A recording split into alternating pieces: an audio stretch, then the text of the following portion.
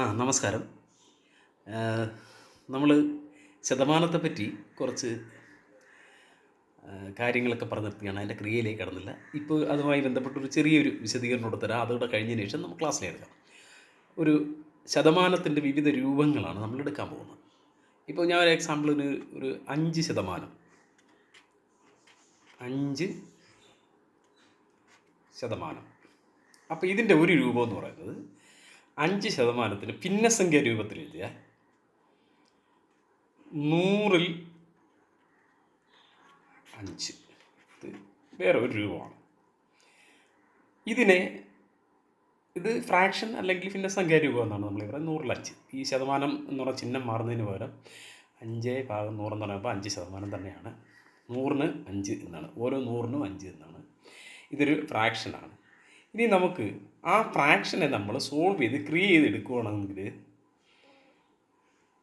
എങ്ങനെയാണ് ചെയ്യുന്നതെന്ന് വെച്ചാൽ 5/100 എന്ന് പറയുമ്പം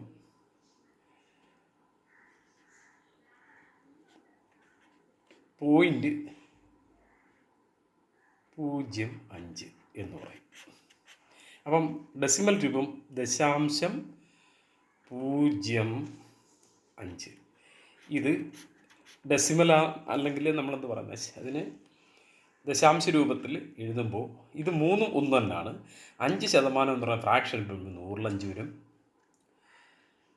ഡെസിമലിലെ ദശാംശം വരും 0.05 എന്ന് പറയും.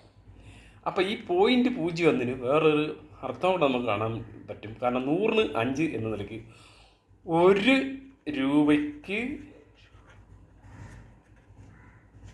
0.05 രൂപ എന്ന കണക്ക് വരും. 100ന് 5 എന്ന് പറയുമ്പോൾ 1 രൂപയ്ക്ക് 0.5 ഡെസിമൽ രൂപത്തിൽ എഴുതിയാൽ ആ 1 രൂപയ്ക്ക് എത്ര ആണ് എന്ന് കണക്കാക്കാൻ വേണ്ടി പറ്റും.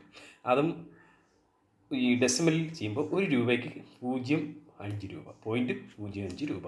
അപ്പോൾ 1 രൂപയുടെ കണക്കാക്കി എന്നാണ് ഡെസിമലായിട്ട് നമ്മൾ അതിൻ്റെ കണ്ടുപിടിച്ചിരുന്ന രൂപം. അപ്പോൾ ഇതാണ് അടിസ്ഥാനപരമായി നമുക്ക് ഈ ശതമാനക്കണക്കിന് ഉപയോഗിക്കാൻ പറ്റുന്നൊരു മാർഗം. ഏതാ, 1 രൂപയ്ക്ക് കണക്കാക്കിയിട്ട് ഏത് കണക്ക് വേണമെങ്കിലും നമുക്ക് ചെയ്യാൻ സാധിക്കും. ഇത് നല്ലോണം ഒന്ന് മനസ്സിരുത്തി ഒന്ന് മനസ്സിലാക്കാൻ ശ്രമിക്കുക. അതിനുശേഷം നമുക്ക് അടുത്ത ക്ലാസ്സിലേക്ക് കടക്കാം.